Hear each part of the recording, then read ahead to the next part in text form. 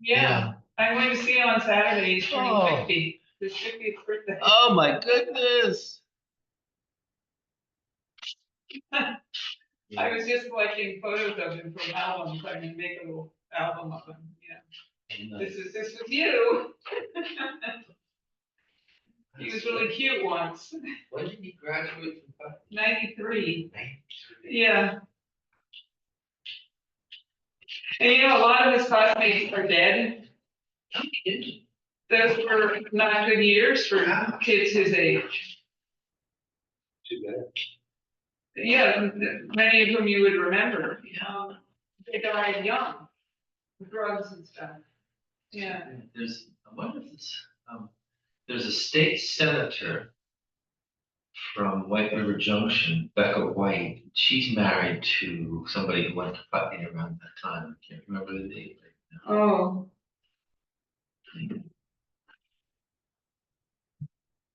So I'm not sure what this group is all about. I kind of lost touch.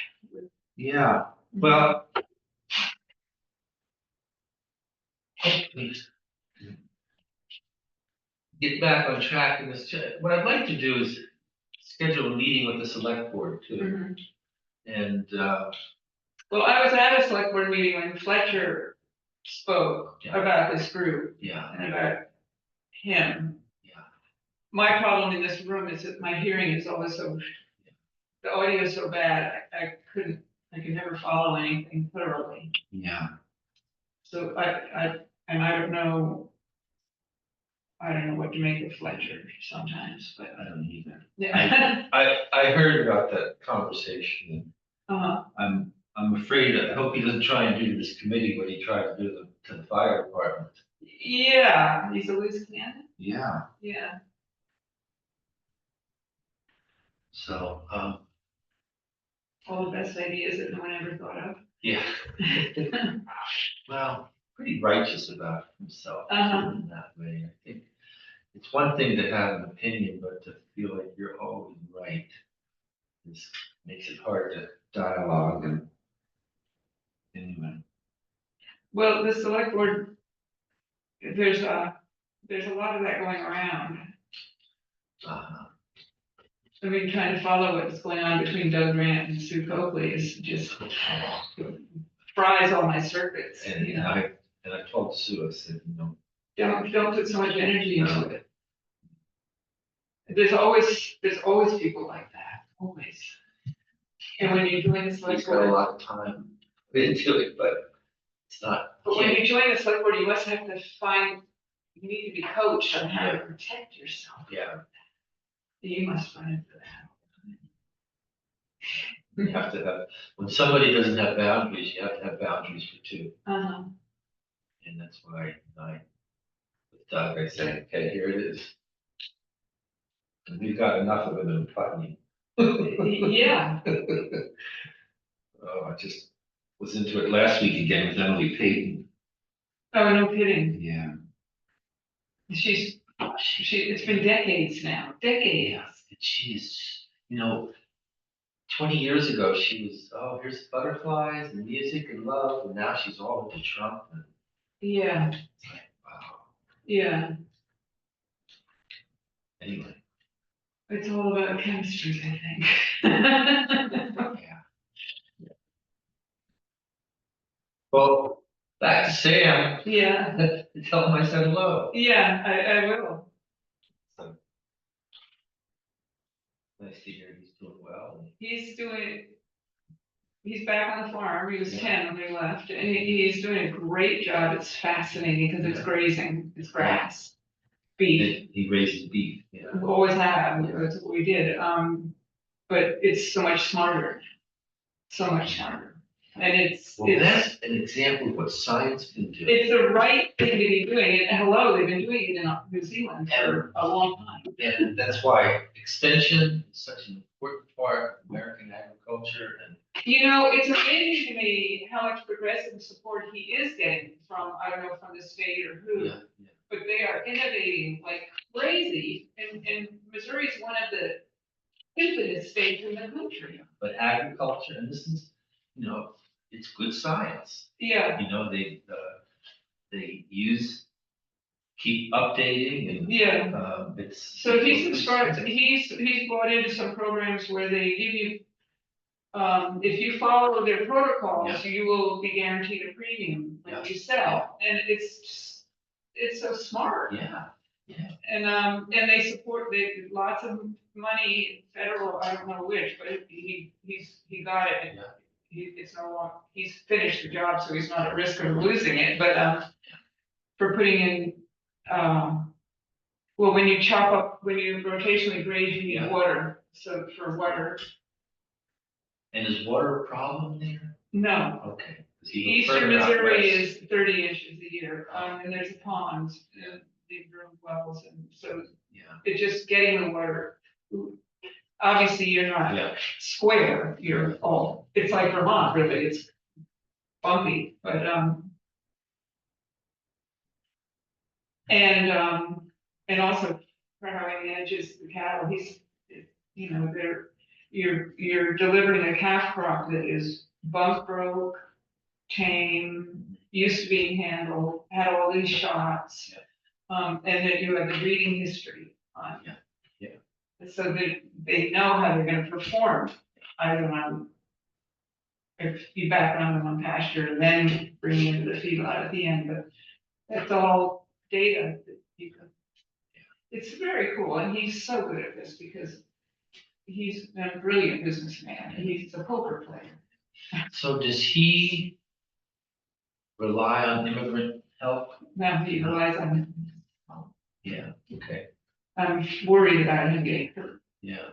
It's because he's alone. Yeah, okay. Wow. Oh, here's Connor. But they're not milking cattle, they're just, they're out. Hi, Connor. Hey, Mike, can you hear me okay?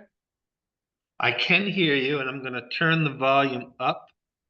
Yep, so everyone else can. Is Let me see anybody what I need. zooming? I don't see anybody. Let's see. So you can hear us? I can hear you and I can see you. Okay. I can't hear him at all. Your volume is low. Oh, let me see if I can fix that. I just turned you up on our end here. How about now? Good, that's better. Can you hear him? I can hear. Do you want to be closer or? I can't hear him. How about now? How's that? Is that any That's better? better. I can hear you, but Lisa. I can belt. I can go louder, but A little bit louder would be good. okay. Is that Lisa? Are you okay if we record this? Of course, yeah, absolutely. Sure. All right. That works fine. Yeah.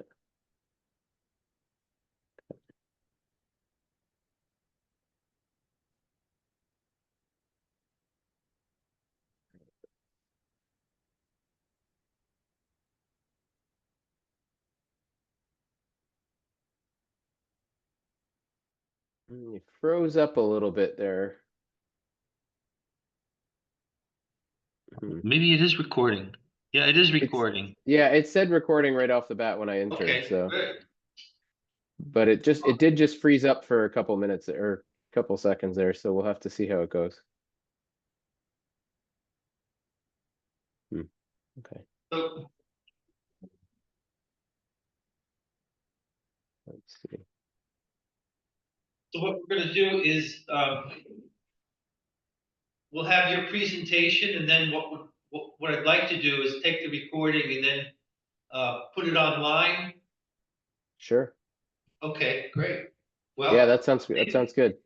And I'm gonna put I will get a oh, do you want me to share screen? I'll share my screen because I have Can you go any louder? I can yell a little bit. How's that? Is that Okay. Yeah, That doesn't work. no, maybe it. I thought this was on.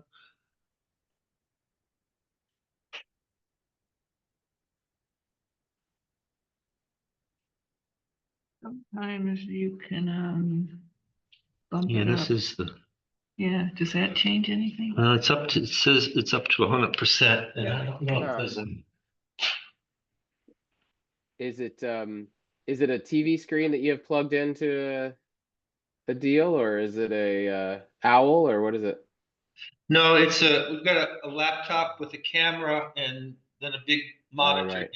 right. The mic. Oh, so if you can get the mic to be on the monitor, then you should be able to turn the monitor volume up. And if you turn the sky It sounds like it's coming out of here, not out of yeah, this. Isn't right. that So you have to what- go. Say that again? If the audio is set to come out of the monitor, then you just need to turn the monitor volume up, and it's not going to be on. Okay. It's not going to be on the laptop. It'll be the monitor. I had the same problem the other day. I was doing a presentation at Hula, and it was way too high tech for me, so it wasn't very loud when I did my deal.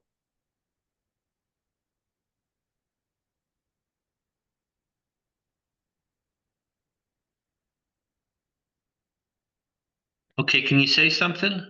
Sure. I'm coming to you from Charlotte, Vermont. Is that any louder? No. No. Because I'm using the.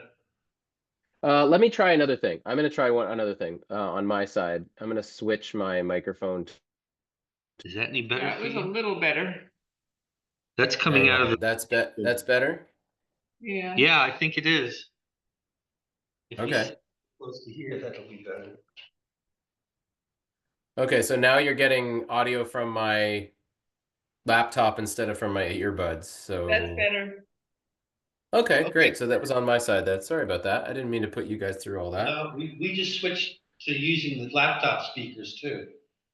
We did. Okay.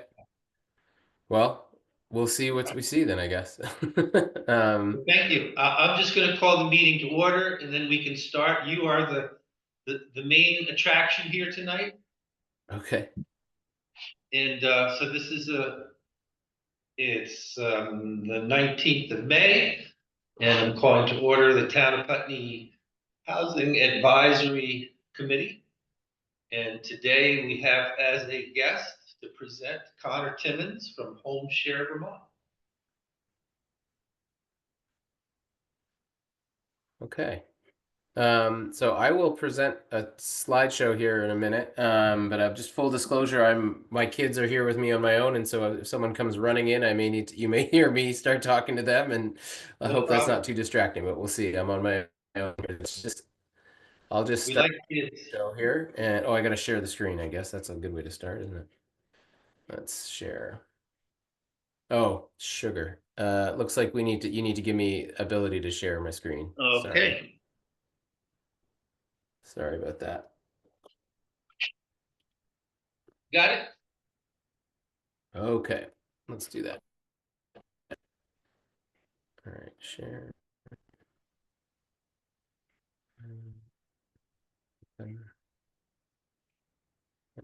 Just a minute here.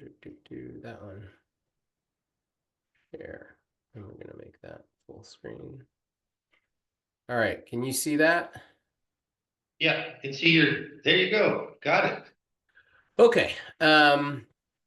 So thanks so much for having us.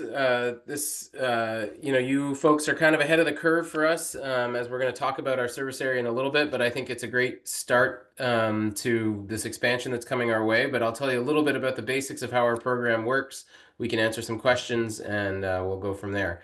But basically, Home Share Vermont is a very simple concept. It's based on the notion that folks can have a relationship of mutual aid when it comes to housing and supportive living.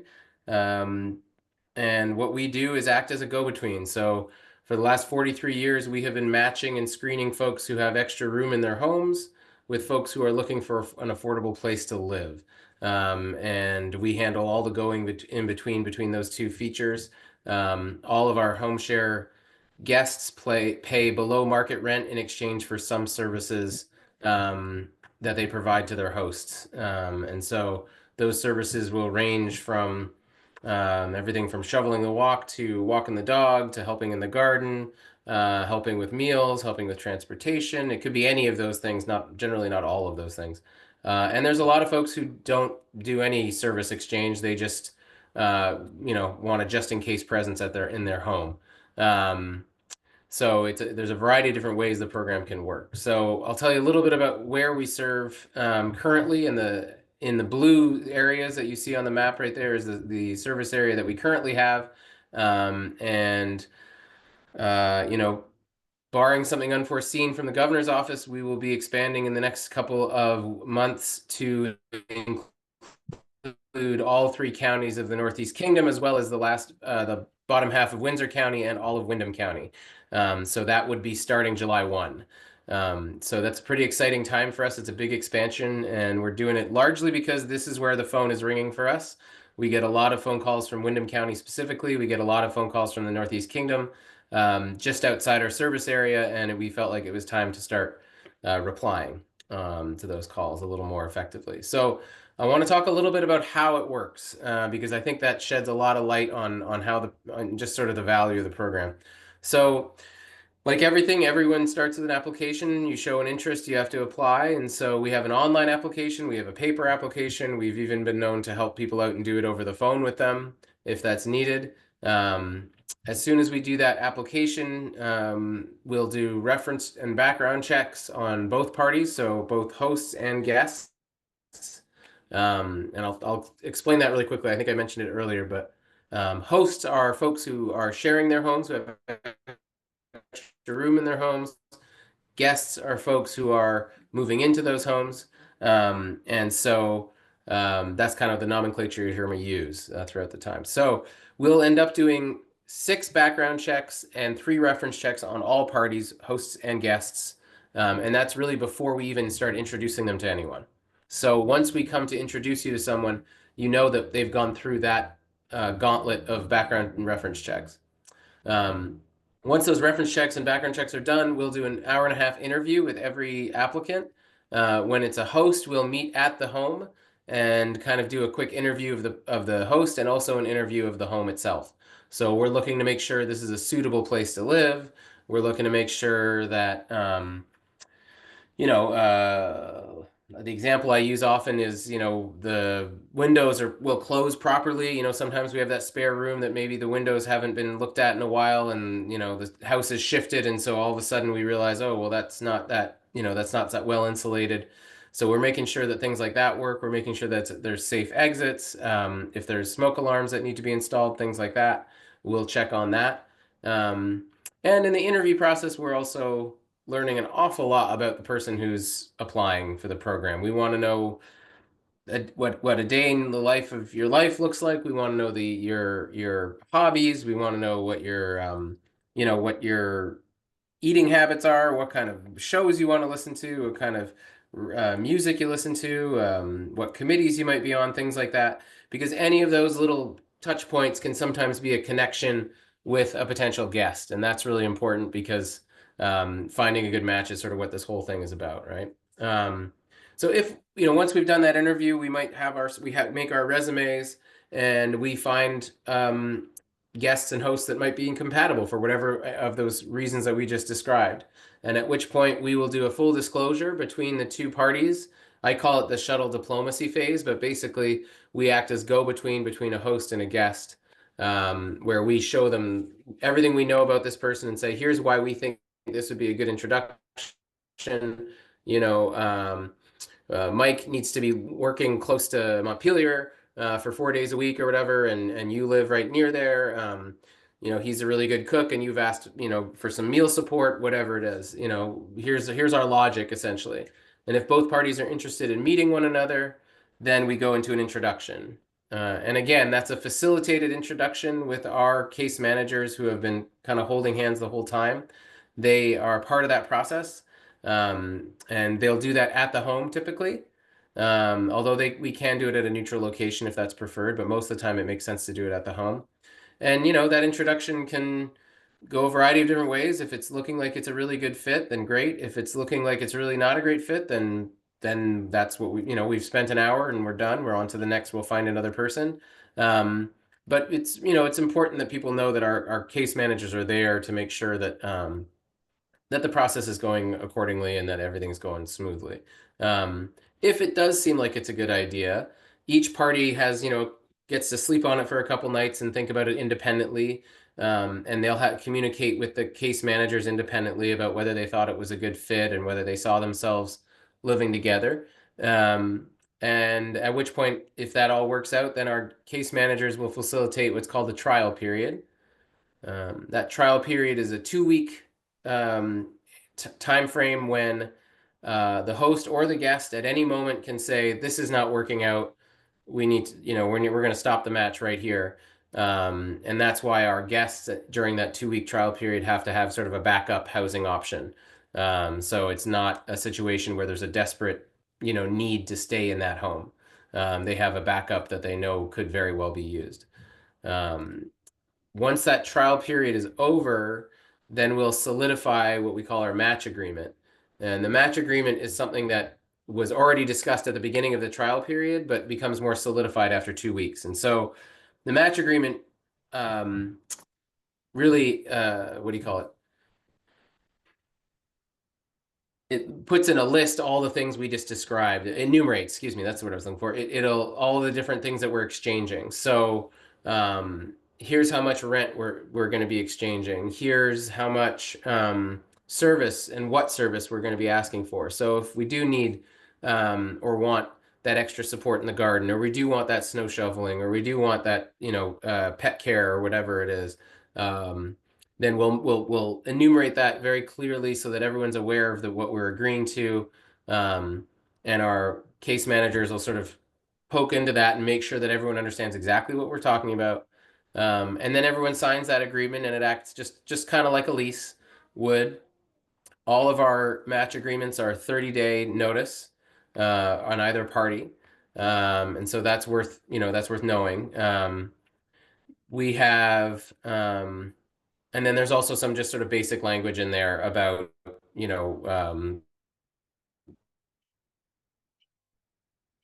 what each party's kind of rights are. And we reference, I think, is really critical. And one of the reasons that our success rate is so high is the ongoing support that our case managers provide. So that same person who marshaled this process all the way through continues to be available and continues to actively check in on our hosts and our guests in that match. So it's not a situation where they're making a match and riding off into the sunset and we never hear from them again. We are consistently checking in with them on a regular basis. I'm just gonna hang on just a minute. I've got a little person here. What's up, Declan? Okay, sorry about that. So that's an important piece of what goes on. And I should note that these matches, they tend to go on for quite a while. I mean, our average match length is about 2 years. We have a couple matches that are almost at 20 years, a couple at 14. So we do have some matches that go on for quite a while. So I want to tell you a little bit about, what people gain from this process. The data we get from our annual survey results is pretty dramatic. 86% feel safer in their home. This is hosts who are talking right now. 76% feel less lonely. 82% feel happier. People are sleeping better. They're worried less about money. It's, the advantages are myriad for folks. And just to illustrate this, I want to tell you about, I'm trying to think her name, Betsy. No, it's not Betsy. Well, I call them Laverne and Shirley. I should be honest. That's not really their names, but that's basically the what we call them around the office, because these two are in Essex, and they are of very different ages. The host is, I'm going to say she's 92, but I think she might be a little north of that. She's still driving, but up until very recently, she had her children were kind of living with her 1 week at a time. There were 6 kids, so they would rotate through, and they would live with her 1 week at a time. And she was getting tired of it, I think, even more than they were. And she wanted kind of her regular life back. And so they came to Home Share. And we found her an awesome guest who loves her to death, and they cook together. They play bingo Monday nights together. They haul around town in a little yellow Volkswagen Beetle that belongs to our host here, and they are just they're just hilarious to hang out with. And they really enjoy each other's company, aside from the fact that it's really helpful for the host. it's really important to the two of them that they are friends and that they enjoy each other's company and that they're watching the shows they watch together. And they have all their opinions about their reality shows, but it really is a social interaction that goes so far beyond just like a simple living arrangement. And for the guests, they receive, the same things we just described about, but they often, what's important for a lot of people to think about is they get affordable housing, they get safe and supportive environments, so some people are moving away from a situation that is not ideal and they're moving into a more safe, stable situation. And then the average rent is worth noting here. Last fiscal year, our average rent for all of our guests was, just under $360 a month, which is pretty affordable by any standard. Most counties in the state, that's a pretty affordable rate no matter what. And our survey just has consistently shown 100% satisfaction rate. So that's 90% very satisfied and 10% satisfied. So, this is a pretty popular program for the folks who are in it. And, a good example of this is Honey and Kayla, who you see pictured here. They're in Quechee, Vermont, and Kayla was just starting out in her career and had got a great job at a nonprofit that she loved, but she was driving a little over an hour, more than that in the winter, to get to and from her workplace, and it was getting taxing so much that she was crashing at an uncle's place on his couch every 2 or 3 nights a week to try and just cut down the driving, and it was just getting to be kind of a nightmare for this dream job that she'd gotten. And then up comes Honey, and Honey had been known about our program for some time, but had been waiting for it to be more available in her neck of the woods in Quechee. And then when we expanded most recently, all of a sudden we were much more available, and she took the plunge. And lo and behold, she's got a partner for movie night. They have a blast. They talk about how when they come home, they're like looking forward to coming home and hearing about each other's day. And it really makes a big impact on both of their lives. Now Kayla has a 15-minute drive, even in the worst of weather. Honey has got an extra $650 a month in her pocket, and Kayla's living much more affordably than you would otherwise expect it to in the neck of the woods that she's living in right now. So I want to talk about who mostly is participating in the program. And I think it's worth noting the program itself was designed and built originally for older Vermonters who are aging in place, which that is not a demand that has gone anywhere since we've started. But you'll notice in the age range, there's quite a range on both sides, hosts and guests here. So a lot of different folks from a lot of different age ranges and a lot of different walks of life take advantage of this program. I am a host. Right now, we have someone living in our guest room. He's doing his postdoc at UVM, and he needed an affordable place to live. And we could use a little help with the kids every once in a while. And so we get a little extra rent. He pays well below market rent, and we get a date night every once in a while, and that's a huge win for us. So that's kind of how we're leveraging a mortgage that is a little more than we can handle otherwise. And you'll see the average age in there. And you can see also, we're serving, for the most part, folks in the, lower income categories.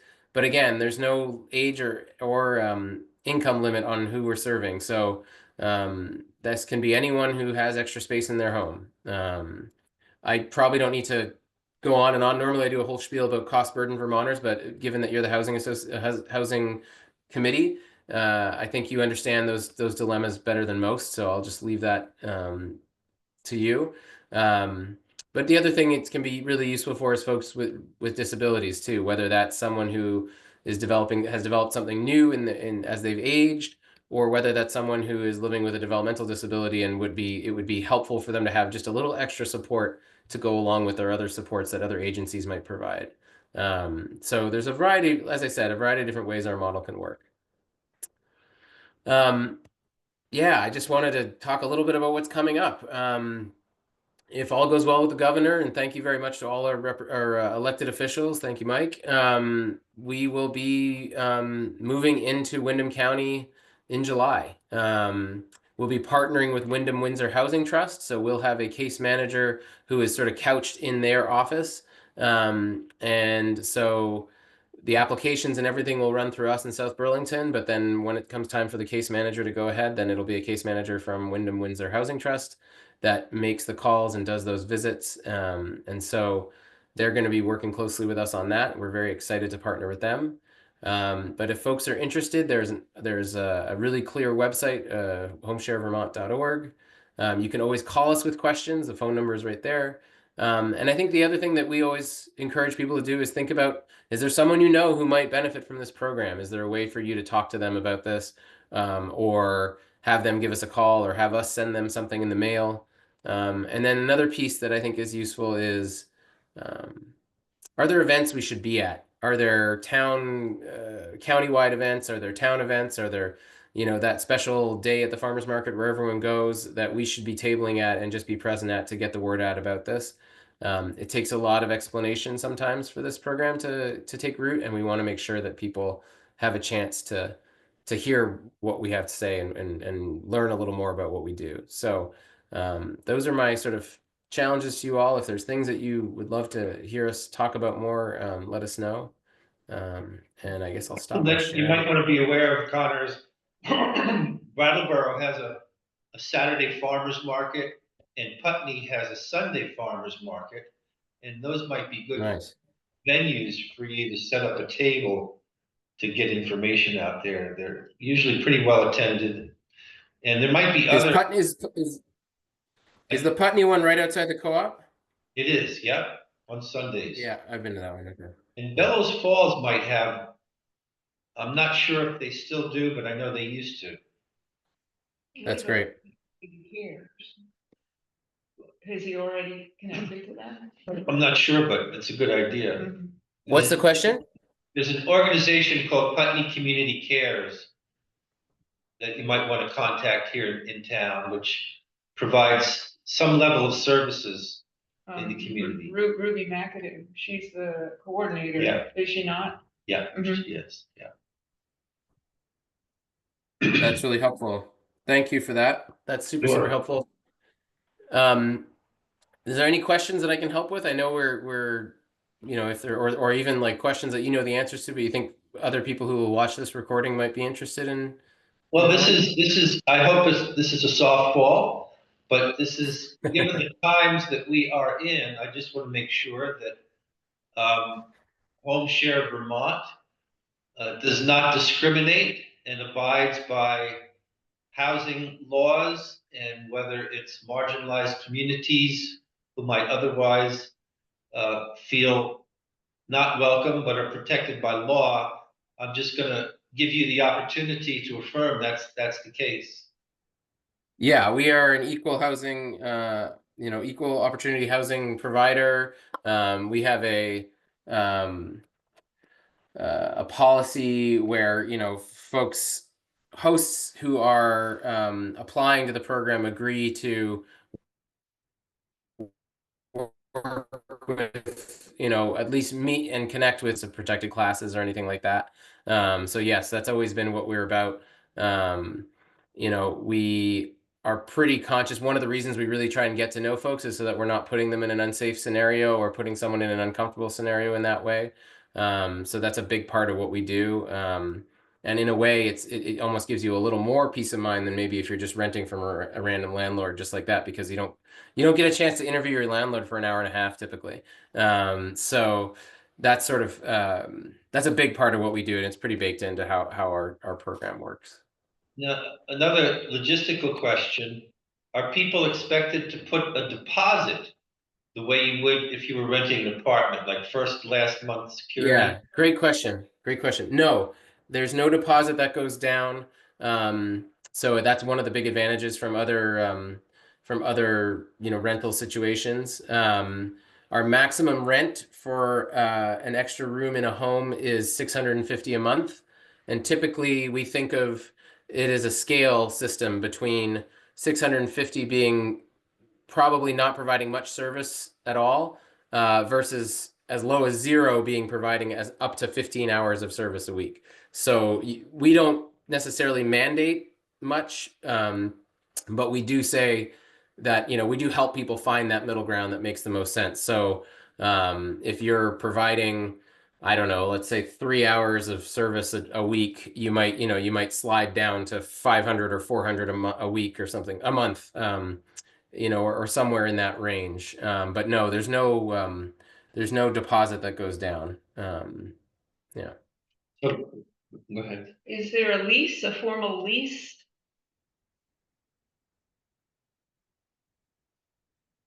He's frozen. Yeah, the closest thing to a lease is our match agreement, which functions pretty, effectively like a lease in terms of it's got everything written up just like that. The amount of rent exchanged, the time of month that is exchanged, how it's paid even can be stipulated in there. If people want it to be, cash check or often Venmo is used, so one of the apps, but that's, it'll be pretty clearly laid out there. And again, all our leases are 30-day notice, with the exception. There's some exceptions about that in terms of fair housing around how long you've been. So if you've been in the home share for 2 years, then it scoots up to, I think, 60 days. So we follow all those fair housing laws around that. Wait, Does that answer your question, Lisa?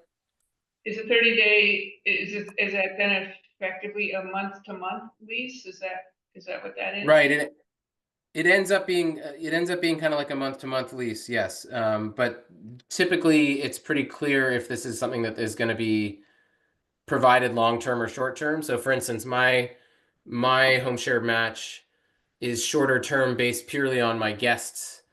He has another housing arrangement that starts in August, but his job started, in May or whatever. So he had a gap that he needed to fill. So he knows he's going to end at a certain date. But from our part, it's open to whenever he wants to stay or go. But he's supposed to give us 30 days, and we're supposed to give him 30 days.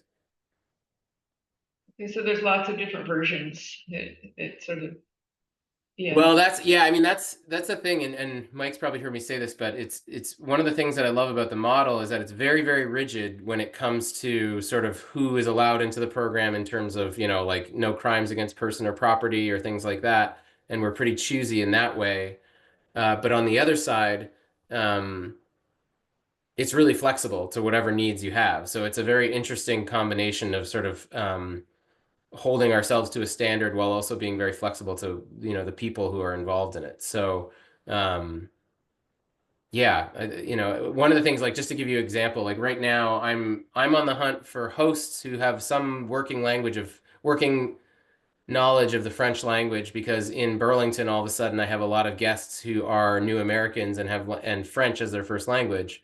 And so I'm trying to kind of turn that challenge into an advantage, because if you're trying to learn French or if you're trying to keep your French up, the best way to do that is have someone in your home who you speak French with, right? So, and if you are coming from Congo, it would be really helpful to have someone who speaks French in the home. And so that's a great example of us trying to work a mutually beneficial relationship that might be challenging otherwise, but so that gives you a sense of how flexible it can be. I mean, that, for those folks, it might just be an hour a day of conversation in French is so valuable to them, It sounds good, Connor, and I'm looking forward you're going to be putting a staff member in Brattleboro at Wyndham Windsor. Is that what? Yeah, I'm meeting with Elizabeth and Bruce, I guess, and Meg from the Northeast Kingdom, I guess, on Thursday. And so that's when we've all kind of been sending back and forth versions of our MOU, but on Thursday we're coming together to just kind of lock it all in, because we were, kind of waiting with what was going on with the legislature. And so we feel confident enough now to lock it all in. And so I'm not sure whether they're going to be based in Bellows Falls or Brattleboro or wherever they're going to be based, because they've got a couple different spots. But so I'm going to find out probably Thursday who exactly on their staff is going to be that person, but it'll be one of their housing advisors, I think. I think they call them housing advisors or housing counselors or home ownership counselors or whomever. Yeah. So we're pretty excited about that. I think that's been really great for us to know that we're going to partner with a really trusted, member of the community down there. And I think it's going to help make it move a lot faster. Well, they certainly have a long track record of service in this area, so I'm glad you're going to be working with them also. Yeah, and thank you very much for that too. I appreciate it. Okay, is there anything else I can help with in terms of questions or?